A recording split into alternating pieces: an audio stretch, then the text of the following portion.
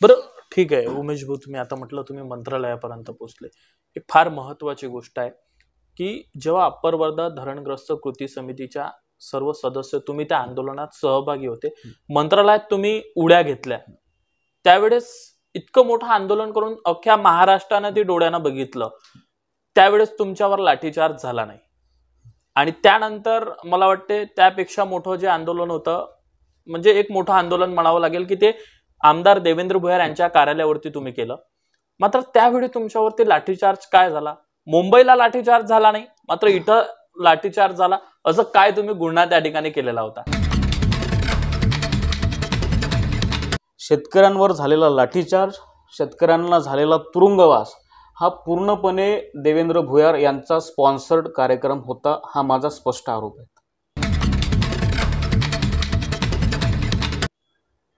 Devendra भुयारांनी police कर्मचाऱ्यांवरती दबाव टाकलात, मग नंतर तिथूनच 353 सारखा गुन्हा आमच्यावरती दाखल झाला आणि नंतर आम्हाला तुरुंगवास झाला.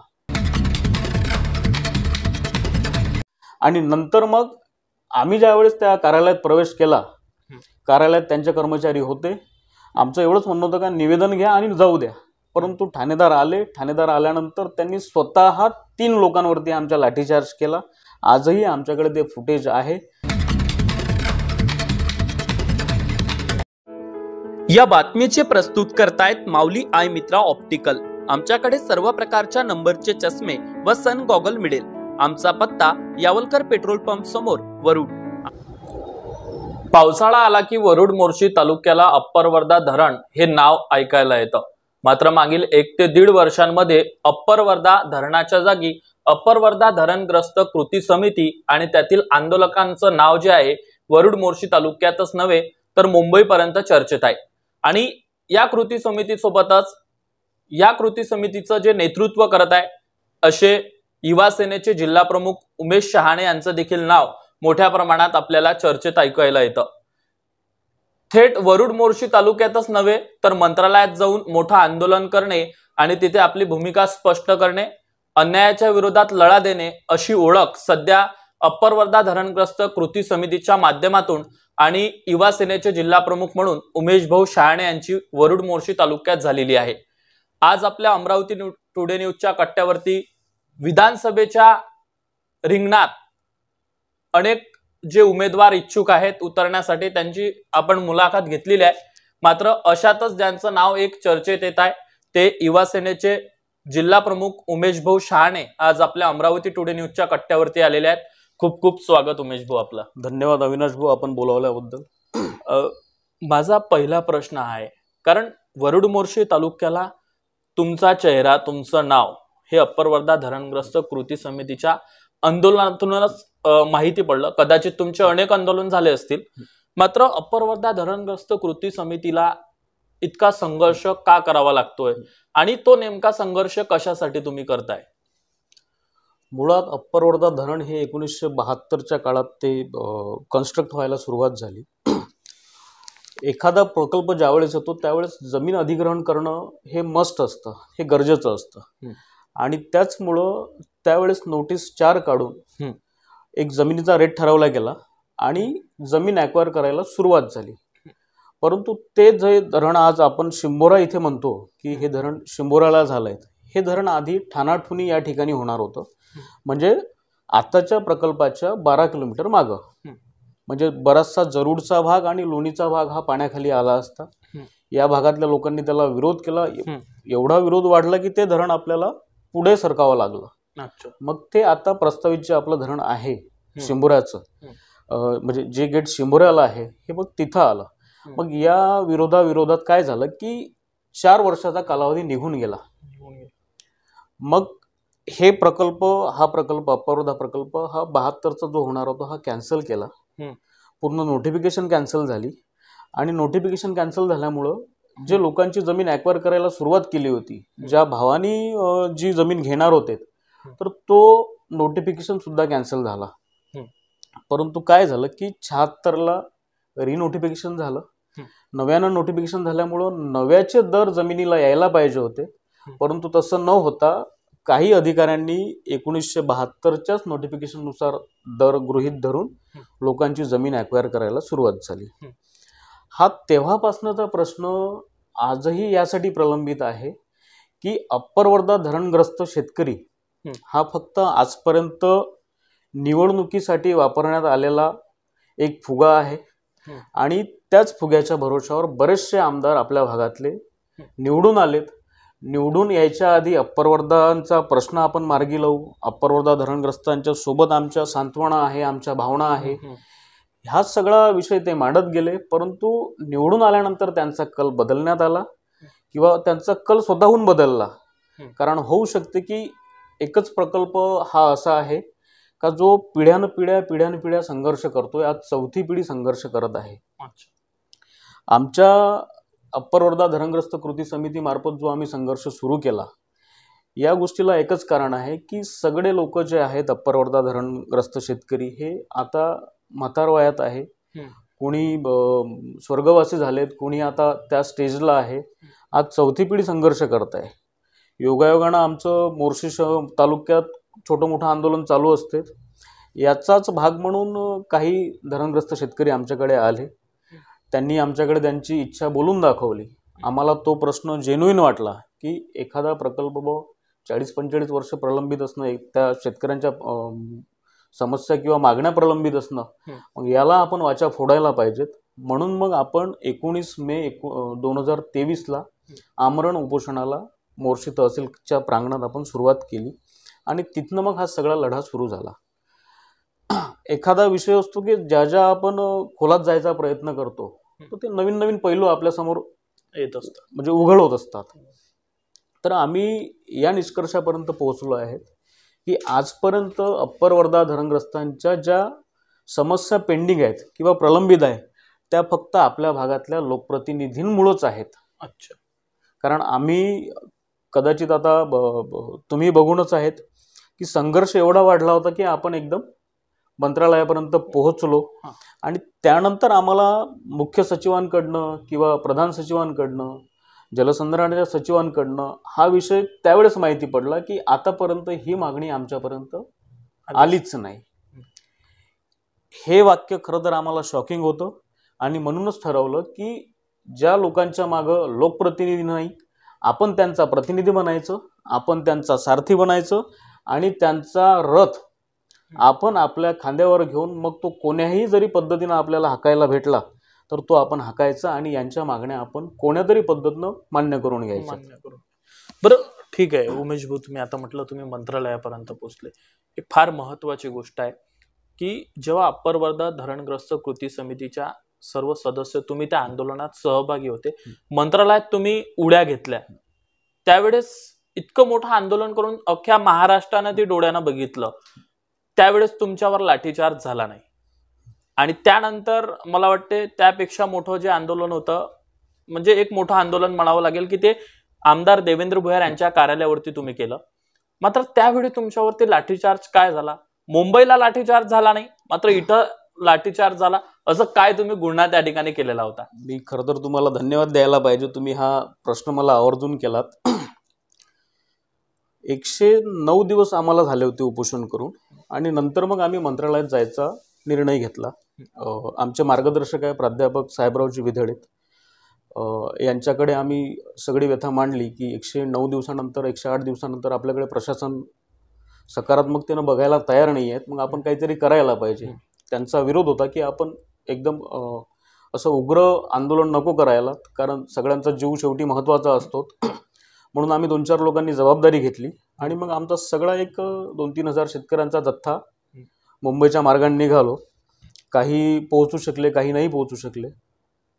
ज्यावेळेस आम्ही मंत्रालयात पोहोचलो त्यावेळेस प्रशासन तेवढं अलर्ट होतंच.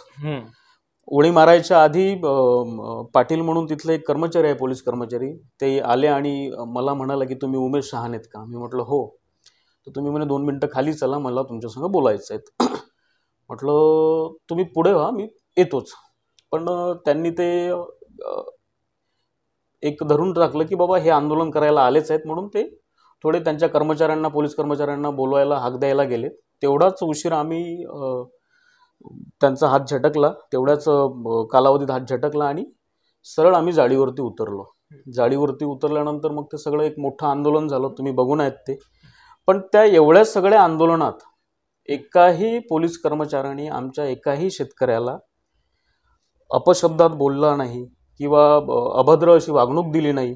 लाठीचार्ज तर दूरच राहिला, परंतु ज्या आंदोलनामुळं पूर्ण देश जागरूक म्हणजे महाराष्ट्र जागृत पूर्ण महाराष्ट्र जागरूक झाला, जे आंदोलन पूर्ण देशात पोहोचलं, अशा आंदोलनात सेन्सिटिव्ह भाग ज्याला म्हणतो आपण, मंत्रालय हा बरोबर एक पूर्ण राज्य हाकणारं ते एक सगळी ती इमारत आहे. बरोबर. तिथं आंदोलन केल्यानंतर जी वागणूक आम्हाला अपेक्षित होती की नाही बाबा आता आपण खूप मोठा गुन्हा केलाय, आता आपल्याला पोलीस काहीतरी मारतील, झोडतील किंवा आणखीन टॉर्चर करतील, पण पोलीस यंत्रणा तिथली एवढी सज्ज होती की त्यांनी आम्हाला कोणत्याही प्रकारचं असं दूषित वातावरणात वागवलं नाहीत, त्यांनी आम्हाला कोणत्याही प्रकारचा असा त्रास दिला नाही. परंतु आम्ही ज्या वेळेस आमदार देवेंद्र भोयर यांच्या कार्यालयावरती निवेदन द्यायला गेलो, आम्ही तर जाणारच नव्हतो. त्यांचे जे PA आहेत रोहित नागले म्हणून, आम्ही यांना आधी विचारलं की दादा तुमचे आहेत का इथं वरुडला? तर हो म्हणे आहेत, पूर्ण दिवसभराचं प्लॅनिंग त्यांचं वरुडचंच आहे. म्हणून मग आम्ही तहसीलदारांना निवेदन द्यायला येणारच होतो, तर मग त्यांच्याकडे जायचा प्रयत्न केला. तिथं पोहोचल्यानंतर तुम्ही होते, तुम्ही बघितलं ते. आम्ही यायच्या आधीच पोलीस फाटा तिथं तयार होतात. आम्ही सगळे शेतकरी तिथं पोहोचलो. पोहोचल्यानंतर कोणीतरी दहशतवादी आले, कोणीतरी आतंकवादी आले म्हणून पूर्ण गेट असं बंद करून घेतलं. आणि गेट बंद करून घेतल्यानंतर आमचाही थोडा राग अनावर झाला की आम्हाला तुमचा वेळ घेऊन आम्ही आलो, मग वेळ घेतल्यानंतर तुम्ही आमचं निवेदन स्वीकारायला पाहिजे, किंवा मग न स्वीकारता जर तुम्ही आमच्यावरती एलिगेशन्स लावत असणार की तुम्ही आधी वेळच घेतला नाही की तुम्ही येणार म्हणून आम्हाला माहितीच नाही, तर तुम्ही तुमच्या दोन्ही PAंना विचारू शकतात. आमदार भुयार हे त्या दिवशी इथल्याच कोणातरी शाळेच्या फंक्शनमध्ये होते आणि आम्ही जवळजवळ त्यांची 1-1.5 तास वाटही पाहिली की येतील, निवेदन घेतील आणि आपण माघारी निघून जाऊया, असं सगळ्यांचं ठरलेलं होतं. परंतु ते न येता त्यांनी त्यांच्या PAकडनं काहीतरी चुकीचा मेसेज दिला की ते अमरावतीला गेले आहे, ते येऊ शकत नाही. दुसरा PA म्हणायचा का वरुडमध्येच आहे, एका शाळेच्या फंक्शनमध्ये आहे. म्हणजे एकतर तुम्हाला शेतकऱ्यांना फेस करायचं नव्हतं, तुम्ही ज्या विषयाला धरून आंदोलन करायचे त्यांची सुरुवात मी तर म्हणतो मुळात अप्पर वर्धा धरणग्रस्त शेतकऱ्यांच्या आंदोलनापासूनच झाली होती. त्यांनी फार मोठी एक बाईक रॅली काढली होती. धरणग्रस्त शेतकरी मोर्शी तालुक्यात जास्त आहे, पण त्यांनी बाईक रॅली इथनं चालू केली होती. त्यांचा पॉलिटिकल अजेंडा हा त्यावेळेस आमच्या लक्षात यायचा, परंतु चला बाबा पॉलिटिकल का असे ना, पण कोणतरी आपल्या समस्येला हात घालतोय म्हणून कोणी असं त्यांना विरोध केला नाही. पण तेच शेतकरी तुम्ही आमदार झाल्यानंतर तुमच्या जर दारावर येत आहे, तर तुमचं काम होतं, आमदार भुयारांचं काम होतं की त्यांना शांततेच्या मार्गानं बसवायचं. त्यांना चहापानची अपेक्षा नव्हती आम्हाला, पण केलं असतं तर बरंच झालं असतं. पण तसं न करता PAंच्या मार्फत चुकीचा मेसेज द्यायचा का मी अमरावती गेलो आहे, मी येऊ शकत नाही, आणि म्हणून मग लोकांचा राग त्यावेळेस अनावर झाला आणि पोलिसांमध्ये एक झटापट झाली. पण त्या झटापटीत आमच्या कोण्याही आंदोलकांनी, आमच्या कोण्याही शेतकऱ्यांनी, कोण्याही पोलिसाच्या कपड्यांना हात लावला नाही, कोणीही मारझोड करायचा प्रयत्न केला नाही. उलट तुम्ही बघू शकतात, माझ्याकडे आजही ते व्हिडिओज आहे. मध्यंतरी तुम्हीच एक मुलाखत आमदार देवेंद्र भुयारांची घेतली आणि त्यामध्ये आपण प्रश्न केला होता की तुमच्या कार्यालयावर आलेल्या शेतकऱ्यांना लाठीचार्ज झाला, म्हटलं होतं की पोलिसांचे कपडे फाटले. बरोबर. हा, तर आज मी आपल्या समक्ष मतदारसंघातल्या लोकांच्या समक्ष एक त्यांना प्रश्न करतो की त्यांनी आमच्या शेतकऱ्यांनी कोण्या पोलीस कर्मचाऱ्याचे कपडे फाडले हे सिद्ध करून दाखवावं. त्याही नंतर आम्ही कोणत्या त्यांच्या कार्यालयाच्या खुर्च्या तोडल्यात हे सिद्ध करून दाखवावं. आज ते जे तुमच्या मुलाखतीत बोलत होते की त्यांनी खुर्च्या फोडल्यात, तिथं महिला कर्मचारी असतात, मुली असतात, म्हणजे याचा अर्थ तुम्हाला काय म्हणायचं होतं? तुम्हाला हे म्हणायचं होतं का आम्ही आंदोलनासाठी नव्हतं आलो, कोणाचा तरी विनयभंग करायला आलो होतो म्हणून? आम्ही शेतकरी होतो. त्या समस्या 50 वर्षापासून 45 वर्षापासून प्रलंबित असणाऱ्या तुमच्या दारात घेऊन आलो होतो आणि तुम्ही आमच्यावरती असे आरोप करता जसं की आम्ही त्या मुलींचे विनयभंग करायला आलो किंवा त्यांना काहीतरी छेडछाड करायला आलो. आमदार म्हणून तुमची मानसिकता योग्य नाही हे आम्हाला त्या दिवशी जाणवलं. आम्ही तो विषय त्यावेळेस एक आंदोलनाचा भाग म्हणून सोडला होता, परंतु तुमच्या मार्फत जी मुलाखत देण्यात आली त्यामध्ये तुम्ही आमच्यावर एलिगेशन्स लावलेत की आंदोलक कमी आणि बाबा काहीतरी वेगळंच करायला आलेत म्हणून. अच्छा. म्हणून आमदार महोदयांना एक विनंती असेल आमची की जर तुम्हाला अप्पर वर्धा धरणग्रस्तांचा विषय मांडायचा नाही, नको मांडू. आमचं त्याबद्दल काहीच दुमत नाही. परंतु जर आंदोलन चालू आहे तर निदान ते आंदोलन फोडण्याचा किंवा हायजॅक करण्याचा, कोणातरी मार्फत तो दळपण्याचा प्रयत्न तरी नका करू. तुमच्यावर लाठीचार्ज का झाला तिथे? आम्ही गेटमधून आत जायचा प्रयत्न केला, गेट उघडलं गेलं, आम्ही आत गेलो.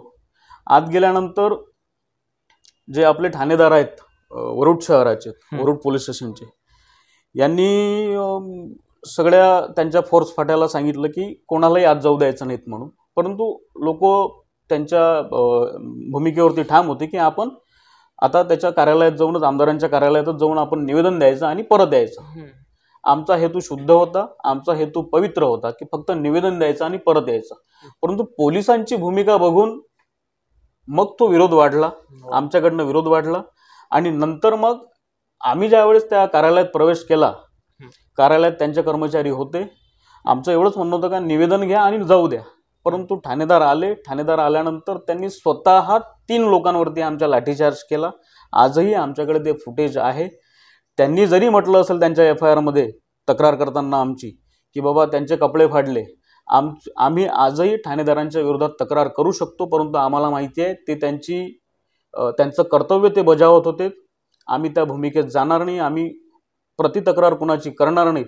परंतु तेही कर्तव्यावर असताना कोणाच्या तरी राजकीय दबावात येऊन आम्ही ज्यावेळेस 28 लोक आतमध्ये असताना फक्त मोजून 6 लोक काढायचे आणि त्यांच्याचवरती 353 सारखे गंभीर आरोप टाकायचे, त्या कलमाखाली त्यांना 16 दिवस तुरुंगवास भोगायला लावायचा.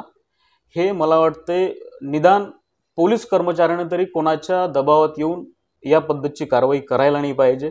त्यांनी केली असेल, परंतु ते सुधारण्याचा त्यांच्याकडे एक संधी आहेत की जे झालं ते गंगेला पावलं, माझ्यावरती दबाव होता हे जरी त्यांनी म्हणू शकले तरी आम्ही त्या ठाणेदार साहेबांना धन्यवाद देऊ. परंतु आपल्याच भागातील आमदार ज्यांची ओळख शेतकरी पुत्र होती, शेतकऱ्यांसाठी आंदोलन करणारे होते, हा माणूस शेतकऱ्यांप्रती असा वागू शकतो.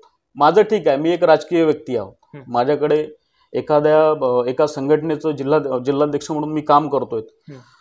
परंतु जे माझ्या सोबत सवंगडी होते सगळे शेतकरी, यांनी ना कधी पोलीस स्टेशन पाहिलं होतं, यांनी ना कधी जेल पाहिली होती. परंतु त्याही लोकांना 16 दिवस तिथं तुरुंगवास भोगावा लागला. अक्षरशः त्यांच्या यातना मी डोळ्यानं पाहिल्या आहेत. तिथलं जेवण आपल्याला माहिती असते, तुरुंगातलं कसं असते, तिथली वागणूक आपल्याला माहिती असते. आमच्यातले 4 सवंगडी आंदोलक शेतकरी हे नेहमी रडायचेत. ते यासाठी रडायचे की आपण तर आपल्याच मागण्यांसाठी लढतोय, मग ह्या यातना आपल्याला का? जे चुकीचे वागले त्यांना यातना असायला पाहिजे, परंतु आपल्यालाच का? शेतकऱ्यांवर झालेला लाठीचार्ज, शेतकऱ्यांना झालेला तुरुंगवास हा पूर्णपणे देवेंद्र भुयार यांचा स्पॉन्सर्ड कार्यक्रम होता, हा माझा स्पष्ट आरोप आहे. देवेंद्र भुयारांनी पोलीस कर्मचाऱ्यांवरती दबाव टाकलात, मग नंतर तिथूनच 353 सारखा गुन्हा आमच्यावरती दाखल झाला आणि नंतर आम्हाला तुरुंगवास झाला. जर आमचे प्रश्न तुम्हाला सोडवायचेच नाही आहे, आमच्या समस्या जाणूनच घ्यायच्या नाही आहे, परंतु तुम्ही या पद्धतीनं तर वागायला नाही पाहिजेत ना. तुम्ही प्रतिनिधी म्हणून, या भागाचे प्रतिनिधी म्हणून, प्रथम नागरिक म्हणून तुमच्याकडे नाही यायचं तर मग कोणाकडे जायचं? उलट तुमचेच काही कार्यकर्ते आरोप लावतात की हा सगळा राजकीय अजेंडा आहे, महाविकास आघाडीचं एक धोरण आहे की देवेंद्र भुयारांना बदनाम करायचं. देवेंद्र भुयार आमच्या मतानं तरी एवढे मोठे नेते नाही आहेत की महाविकास आघाडी त्यांच्या विरोधात काहीतरी प्लॅन करतील आणि त्या आराखड्यानुसार त्यांच्या विरोधात काहीतरी काम करतील. त्यांच्या कार्यकर्त्यांना एकच विनंती असते आमची की आमचं सोडा, पक्ष म्हणून आपले दुजाभाव असू शकतात, परंतु प्रकल्पग्रस्त म्हणून, शेतकरी म्हणून त्या लोकांकडे आत्मीयतेनं बघणं हे आपलं काम आहे. शेवटी कार्यकर्तेही शेतकऱ्यांचेच मुलं आहेत, स्वतः आमदार शेतकऱ्यांचा मुलगा आहे. तो नेहमी सांगतही असतो की मी शेतकरी पुत्र आहो, शेतकरी पुत्र आहो. पण आमची अपेक्षा तीच होती की ज्या पद्धतीनं तुम्ही आंदोलन करायचे, ज्या पद्धतीनं तुम्ही सगळं हँडल करायचे त्यावेळेस, हं. तो काळ कुठे आहे? म्हणजे याचा अर्थ असा आहे का तुम्ही आमदार बनल्यानंतर हे सगळं करायची गरजच नाही आहे, किंवा आमदार बनले म्हणजे सगळं प्रश्नच संपलेत मतदारसंघातले? एक एक भाबळा प्रश्न तो आम्हाला नेहमी उपस्थित होत असतो. बरं, ठीक आहे उमेश भाऊ, ह्या सगळ्या गोष्टी झाल्यात. मात्र अप्पर वर्धा धरणग्रस्त कृती समितीला जुळायच्या आधीच तुमच्याकडे राजकीय पद होता का?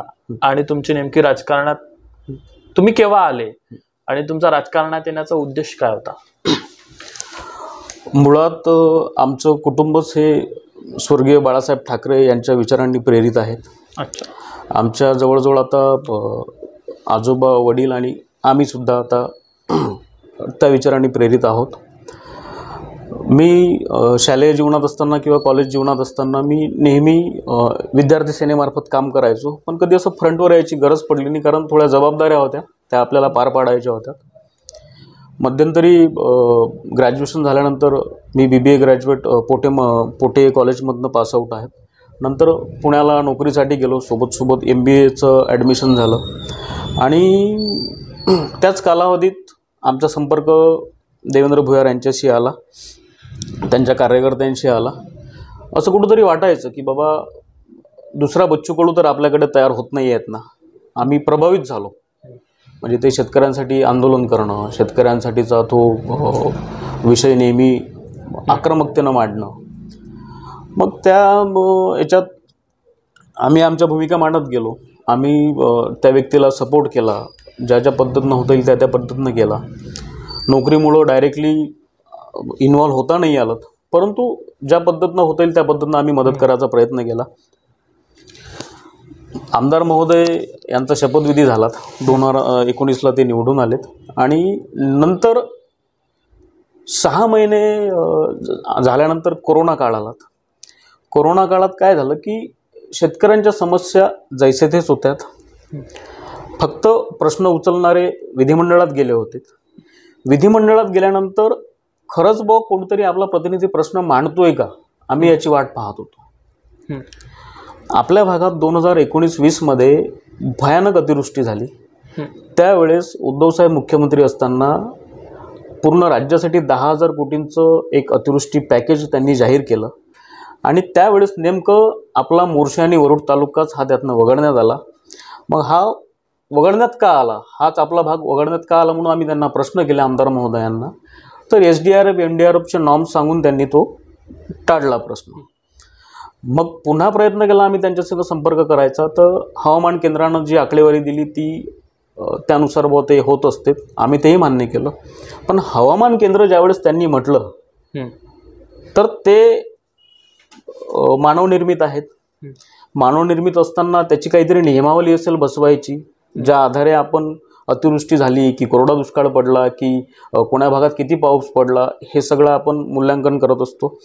तर मग ते बसवायची काहीतरी नियमावली असेल म्हणून आम्ही मग पुणे वेधशाळा इथे गेलो, तिथनं ते नियमावली आणली आणि स्वतः यंत्रणेला सोबत न घेता आम्ही स्वतः आमच्या कार्यकर्त्यांनी पूर्ण आपल्या दोन्ही तालुक्यातले हवामान केंद्राचे पंचनामे केले.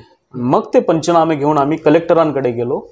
कलेक्टरांकडे गेल्यानंतर कलेक्टरांनी जिल्हा कृषी अधिकाऱ्यांना आदेश दिले आणि नंतर पंचनामे झाले. तर आपल्या मोर्शी आणि वरुड भागातले 100% हवामान केंद्र हे चुकीच्या पद्धतीने बसवले होते आणि म्हणूनच आपला तालुका मोर्शी आणि वरुड तालुका हे त्या अतिवृष्टीच्या मदत निधीपासून वंचित राहिला होता. राजकारणात यायचा तर तसा काही विचार नव्हता, परंतु 2019 नंतर एक पोकळी तयार झाली आणि त्या पोकळीत लोकांचा विश्वास आमच्या त्या हवामान केंद्राच्या आंदोलनावरून आम्ही घेऊ शकलो आणि म्हणून प्रत्येक शेतकरी, प्रत्येक विद्यार्थी, प्रत्येक महिलेचा प्रश्न असताना ते आमच्यापर्यंत यायचा प्रयत्न करत होते. आम्ही त्यांचे प्रश्न कोण्या होईना पद्धतीने आम्ही सोडवायचा प्रयत्न केला आणि मग विश्वास आला की जर ही पोकळी भरून काढायची असेल तर आपल्याला सक्रिय राजकारणात आणि समाजकारणात उतरावं लागेल. म्हणून मग राजकारणात यायचा आम्ही विचार केला आणि उतरलो. पण त्याचा परिपाक असा झाला की आज आम्ही लोकांचा विश्वास घेऊ शकतो. आम्ही कोण्याही गावात गेलो तर लोक येतात, आत्मीयतेने आम्हाला प्रश्न मांडतात आणि ते सोडवण्यासाठी आम्ही ज्या पद्धतीनं प्रयत्न करता येईल त्या पद्धतीनं आम्ही प्रयत्न करत असतो. बरं उमेश भाऊ, आजचा युवक म्हटलं तर बेरोजगार आणि नोकरी नाही, नोकरी नाही, रोजगार नाही असा खूप मोठा उदो केला जाते. तुम्ही नोकरीवर होते आणि नोकरी सोडून हा लढा लढण्यासाठी राजकारणात ही बुद्धी कोणी तुम्हाला दिली आणि काही वेगळं नाही वाटलं का की आपला आर्थिक सोर्स बंद करून, कारण शेवटी पोटासाठी करावं लागतं काम, आणि हे सगळं सोडून तुम्ही राजकारणात हा लढा लढण्यासाठी कसे काय आले? आपला हा प्रश्न आणि आधीचा प्रश्न थोडा मिळता जुळता आहे. मी नोकरीवर असतानाच त्या आपण हवामान केंद्राचं एक फार मोठं आंदोलन उभारलं. ते विधिमंडळात त्याच्यावरती प्रश्न उत्तरे झालेत. ते हवामान केंद्र आपल्या राज्यात 2062 होते, आज ते वाढून 12,062 झाले. अच्छा. हे आपण तो विषय हाताळला, आपण तो उघडकीस आणला म्हणून हे शक्य झालं. मग त्यावेळेस असं वाटायचं की बाबा आपण नोकरी करताना पूर्ण वेळ या गोष्टीसाठी देऊ शकणार नाहीत. सोबत शिवसेनेसोबत हा सगळा मध्यंतरी प्रकार झाला आणि त्या दिवशी ठरवलं की आता पूर्ण वेळ हा समाजासाठी द्यायचा, लोकांसाठी द्यायचा, शेतकऱ्यांसाठी द्यायचा आणि त्यांचे प्रश्न इतरांपेक्षा जोमानं कसे सोडवता येईल याचा प्रयत्न आपण करायचा. म्हणून मी हे म्हणणार नाही आज तरुणांना की नोकरी सोडा म्हणून, परंतु नोकरी करताना ज्या पद्धतीनं तुम्हाला समाजकार्य करता येईल त्या पद्धतीनं समाजकार्य करत चला.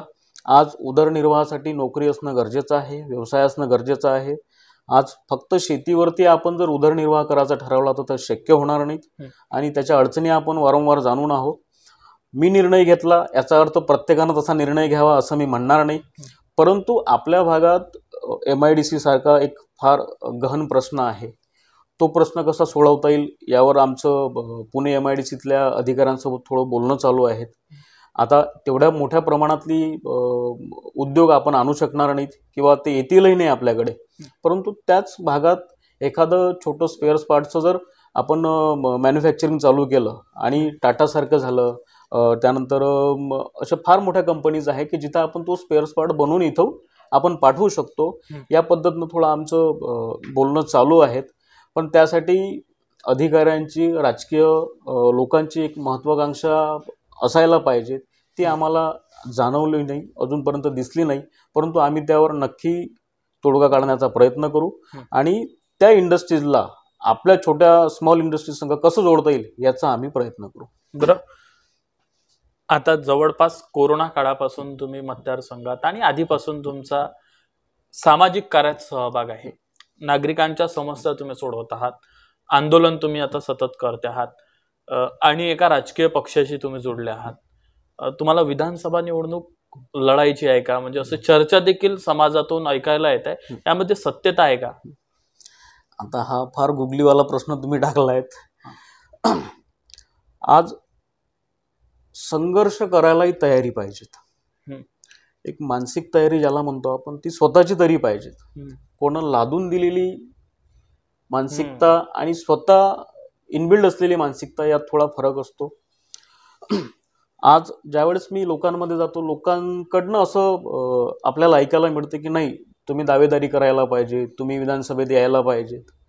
परंतु महाविकास आघाडी म्हणून जे तिन्ही पक्ष आज सोबत आहेत आणि माझा आणि शिवसैनिकांचा, खास करून आपल्या भागातील शिवसैनिकांचा, आमचे पक्ष नेते, पक्षप्रमुख श्री उद्धवजी ठाकरे यांच्यावरती ठाम विश्वास आहे.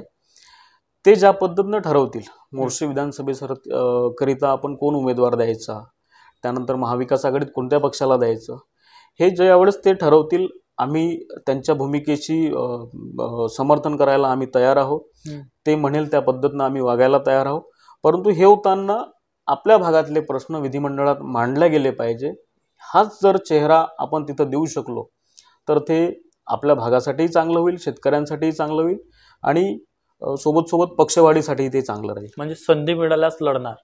संधी मिळाल्यास नक्की लढू आणि माझा ठाम विश्वास आहे की उद्धवजी ठाकरे हे नेहमीच संघर्ष करणाऱ्यांच्या पाठीशी उभे राहिलेले आहेत. मी हेवे दावेत जाणार नाहीत, फोडाफोडीत जाणार नाहीत, परंतु आम्ही जो संघर्ष केला आहे, जो 4-5 वर्षाचा आमचा जो संघर्ष आहे, तो संघर्ष घेऊन आम्ही उद्धवजींकडे एकदा गेलेलो होतो. त्यांनी त्या पद्धतीनं आम्हाला निर्देश दिले होते, परंतु आता पुन्हा जर संधी मिळाली त्यांची भेट घ्यायची तर आम्ही जाऊ आणि त्यांना आम्ही जो कार्य अहवाल बनवलेला आहे हा संपूर्ण कार्य अहवाल आम्ही 5 वर्षाचा आज मी तुम्हाला हा कार्य अहवाल सोपवतोय आणि असाच कार्य अहवाल आम्ही उद्धवजी ठाकरे यांना येत्या काही दिवसात सोपवण्याचा प्रयत्न करू आणि त्याच भरोशावरती या मतदारसंघाची मोर्शी मतदारसंघाची उमेदवारी मागण्याचा प्रयत्न करू. बरं, हे सगळं घडत असताना, उमेदवारी मागत असताना, आता शिवसेना म्हटल्यानंतर इथे सुद्धा तुमच्या पक्षात अनेक जण इच्छुक आहेत आणि त्याच्यानंतर हा मतदारसंघ शिवसेनेला सुटला नाही, दुसऱ्या घटक पक्षांना, मित्र पक्षांना सुटला आणि असे जर कंडिशन आली, अशी जर वेळ आली की शिवसेना सोडून तुतारीकडनं लढा, पंजा हातात घ्या, ह्या सगळ्या गोष्टी जर घडून आल्या तर अशात आपली मानसिकता काय आहे? आज बघा, प्रत्येक पक्षात हा एक ठराविक कार्यकर्ता काम करतोय आणि मी या मानसिकतेचा आहो की आपण या पक्षातून त्या पक्षात जाऊन तिथल्या स्थानिक कार्यकर्त्याचा हक्क मारायचा, या मानसिकतेतला मी नाही आहोत. आणि जर ठरवलंच महाविकास आघाडीने की 3 पैकी कोण्याही पक्षाला जर आपण उमेदवारी दिली तर आम्ही दिलखुलासपणे त्यांच्यासोबत राहू आणि तीच अपेक्षा आम्ही त्यांच्याकडनंही करू. जर कदाचित महाविकास आघाडीत हा मतदारसंघ सेनेला सुटला तर तेवढ्याच मनमोकळेपणानं त्याही लोकांनी सेनेचं काम करायला पाहिजे, मग तो उमेदवार कोणीही काही नसेल. उमेश भाऊ, तुमच्या उत्तरातून, तुम्ही दिलेल्या कार्य अहवालातून आणि या सगळ्या गोष्टीतून असं लक्षात येतं की तुमची विधानसभा निवडणूक लढायची फार तयारी आहे आणि याच्यासाठी तुम्ही अनेक वर्षांपासून प्रयत्न करत आहात. ही सगळी तयारी करत असताना आपल्यासोबत कार्यकर्ता असतात. तुम्ही सांगितलं की जनतेतून आवाज येतोय की तुम्ही विधानसभेत जावं. असं करत असताना महाविकास आघाडीकडून संधी मिळाली नाही तर अपक्ष आपली तयारी आहे का निवडणूक लढायची? अविनाश भाऊ, मी तेच म्हणतोय की उद्धवजी ठाकरे हे अन्याय करणार नाहीत. आज मी स्वतःच नाव पुढं करणार नाहीत, परंतु मला महाविकास आघाडीच्या 3ही पक्षांवरती विश्वास आहे की ते तोलमोल करूनच त्या पद्धतीचा उमेदवार या मतदारसंघात देतील. कारण जो सध्याचे आमदार आहे, विद्यमान आमदार आहे, यांचं वय बघता, त्यांचा जुना संघर्ष बघता, त्याच तोडीचा संघर्ष करणारा जर कोणी असेल तर त्याच उमेदवाराचं कदाचित महाविकास आघाडीचे नेते नाव पुढं करतील आणि ते नाव योग्य असेल असं मला तरी वाटतं. विश्वास आहे. बरं, ठीक आहे. सगळ्या गोष्टी घडून आल्या, तुमचा संघर्ष आहे, त्यात यश मिळालं, उमेदवारी मिळाली, तर तुम्हाला या विधानसभेचं नेतृत्व करण्याची संधी जरी मिळाली तर तुमचं विकासाबाबत विजन काय आहे? म्हणजे काय तुम्ही जनतेला सांगणार की तुमच्यामध्ये काय काही कल्पना आहेत या मतदारसंघाच्या विकासाबाबत? नेमकं विकासाचं विजन काय? आता मुळात बघा,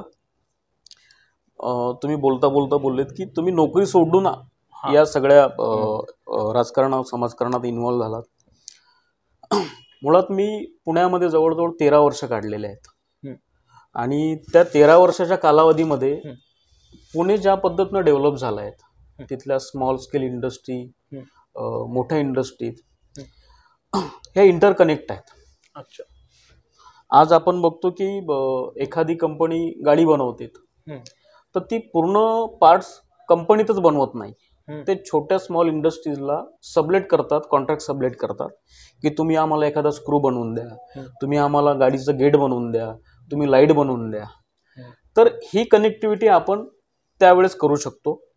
मोठ्या मोठ्या इंडस्ट्रींना आपण या भागातल्या स्मॉल स्केल इंडस्ट्री कनेक्ट करून त्या पद्धतीनं आपण इथं रोजगार निर्मिती करू शकतो. हा पहिला भाग झाला. मी सर्व्हिस सेक्टरमध्ये काम करायचो. एक टायर 3 म्हणून एक कन्सेप्ट असते, म्हणजे शहरांचं टायर 1, टायर 2 आणि टायर 3. टायर 1 मध्ये मेट्रो सिटी येतात, टायर 2 मध्ये समजा कोल्हापूरसारखी सिटी येते, पुण्यासारखी सिटी येते आणि 3 मध्ये अमरावतीसारख्या डेव्हलपिंग सिटी येतात. तर अशा भागात आज आपण बघतो की कॉमर्सवाले विद्यार्थी खूप पासआउट होत आहेत, त्यानंतर सायन्सवाले विद्यार्थी खूप पासआउट होत आहेत, परंतु पुढं जॉबचं काय, सगळ्यांना पुणे मुंबईला जावं लागतं. तर टायर 3 नुसार आपण अमरावतीसारख्या शहरात एक IT इंडस्ट्री डेव्हलप करू शकतो आणि त्यामध्ये आपल्याच भागातले लोक आपण तिथं जॉबला लावू शकतो असा सेंट्रल गव्हर्नमेंटचाच एक तो प्रोग्राम आहे. परंतु याच्याकडे दुर्लक्ष होत आहे. पण सेंट्रल गव्हर्नमेंटचा जरी तो प्रोग्राम असला तरी स्टेट गव्हर्नमेंटकडनं त्याची एक वाटचाल व्हायला पाहिजे. त्यासाठी प्रयत्न स्टेट गव्हर्नमेंटने करायला पाहिजे. परंतु ते होताना कुठं दिसत नाही आहे.